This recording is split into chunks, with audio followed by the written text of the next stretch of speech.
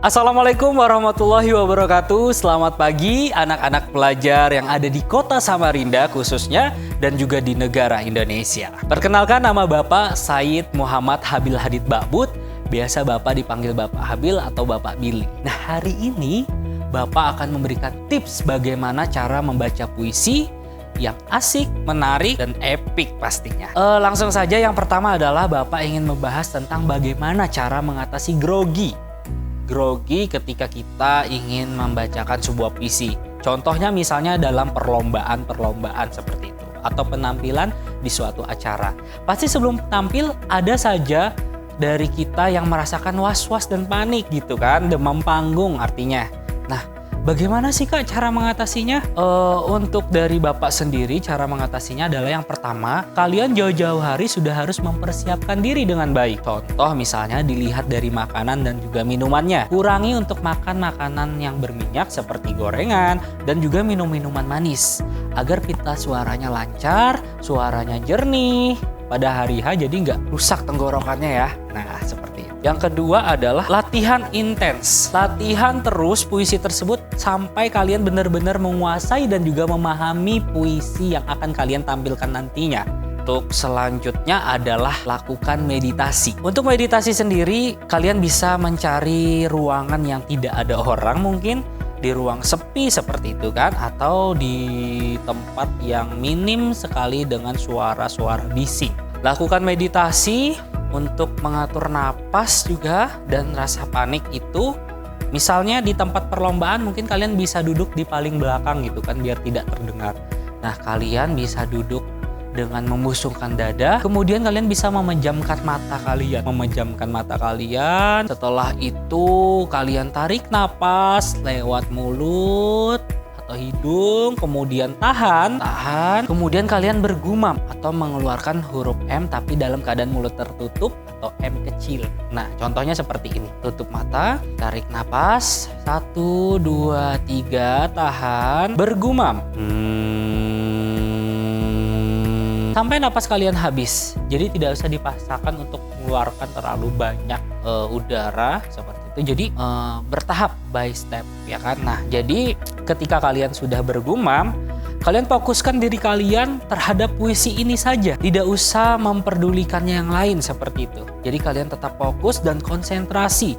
Buang semua masalah yang ada di dalam keluarga misalnya, di rumah, dengan teman-teman sebaya, dan misalnya di dalam ruangan juga buang semua masalah yang ada di situ. Jadi kalian tujukan pikiran kalian hanya kepada puisi kalian sendiri. Fokus dan juga konsentrasi. Kemudian kalian membuka mata kalian sebelum naik panggung, pastinya udah fokus kan? Jadi nggak usah lagi nih bicara sana sini. Nah, itu yang justru nantinya akan bisa merusak gitu pikiran kalian dan menambah atau meningkatkan kegrogian kalian tersebut. Baik, materi yang kedua adalah tentang penghayatan di dalam sebuah puisi. Kita harus menghayati sebuah puisi tersebut agar nantinya ketika kita membacakan nyaman dan nyampai perasaannya ke penonton. Nah, bagaimana cara penghayatan yang baik? Yang pertama adalah kalian harus memahami teks puisi tersebut. Kira-kira apa sih tema puisinya? Apakah tentang perjuangan, percintaan, kekeluargaan, persahabatan? Nah, harus dipahami terlebih dahulu temanya apa. Nah, selanjutnya kalian temukan tokoh si aku. Misalnya di dalam puisi tersebut dia menceritakan si aku. Si akunya ini siapa? Misalnya dia menceritakan tentang seorang prajurit. Nah, berarti si akunya adalah seorang prajurit. Contohnya dalam puisi Sajak Seorang Prajurit karya Suminto Asayuti. Nah, yang menjadi akunya adalah seorang prajurit. Nah, bagaimana sih seorang prajurit tersebut? Kalian tahu kan bagaimana seorang prajurit? Tegas, berwibawa. Nah, seperti itu. Kalian masukkan jiwanya ke dalam diri kalian ketika membaca. Berarti harus seperti apa? Menyesuaikan dengan isi puisi tersebut. Nah, kemudian bagaimana kondisi si aku tadi? Apakah dia itu marah, sedih, bahagia, senang? Semua itu terdapat di dalam naskah puisi tersebut. Agar nantinya ketika kita sudah tahu nih bait per bait ini perasaannya gimana ya? Apakah dia bahagia, senang? Nah, itu akan memudahkan kita dalam membaca puisi nantinya dan juga menata kata seperti itu. Jadi lebih tepatnya kita bisa menonjolkan bagaimana sih ekspresi. Seandainya kita sudah tahu kalau dia sedih, berarti ekspresi sedih itu seperti apa? Bahagia atau emosi ekspresinya seperti apa? Kalau sampai, nah itu kan marah, emosi tuh. Nah, kalau sedih, luka dan bisa kubawa berlari.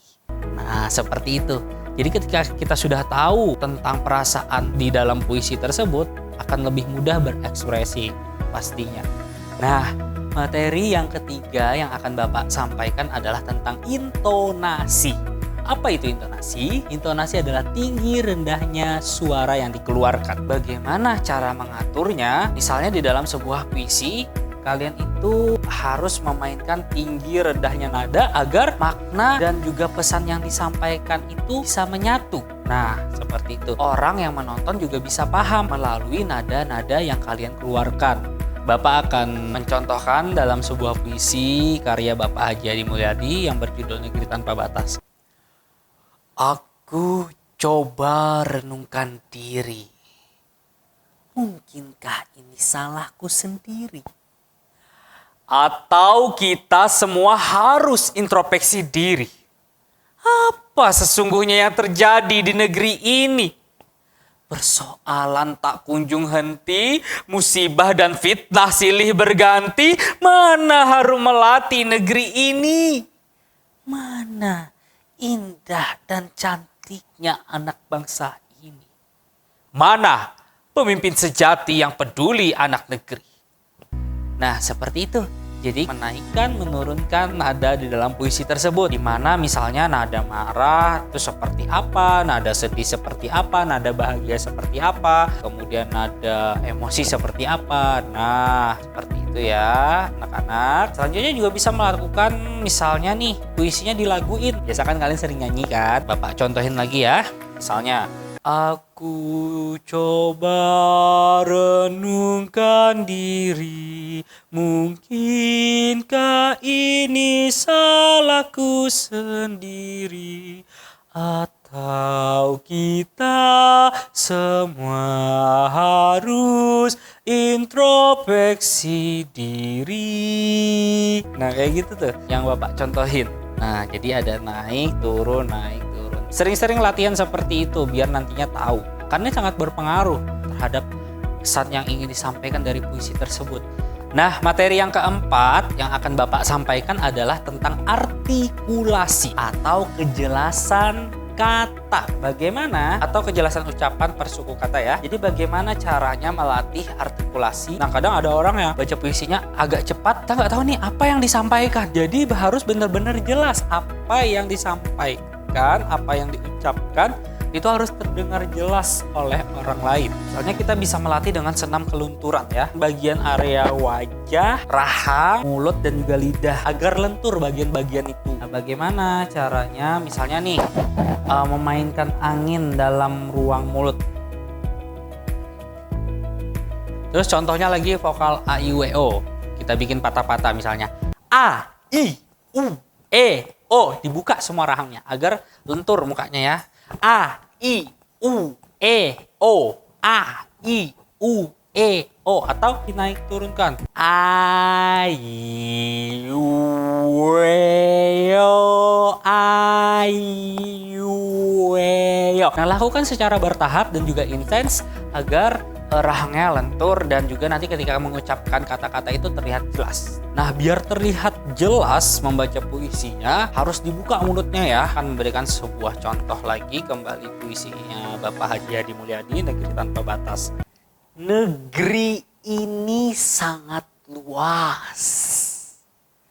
Negeri tanpa batas Dan tanpa tapal batas. membuat semua mudah lepas. Bukan hanya tanpa batas. Tapi juga tanpa pengawas, apapun bisa bebas. Dari narapidana sampai pulau pun lepas. Terdengar jelas kan semuanya?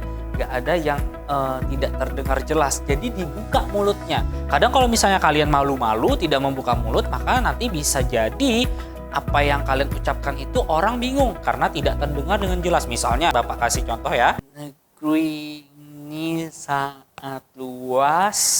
Negeri tanpa batas. Nah kayak gitu. Dibuka, jangan malu-malu untuk membuka buka mulut. Biar saja terlihat jelek, tapi yang dihasilkan bagus. Oke, mungkin sampai sini materi tentang cara membaca puisi. Terima kasih. Kalau ada kesalahan, mohon maaf. Wassalamualaikum warahmatullahi wabarakatuh dan sampai jumpa.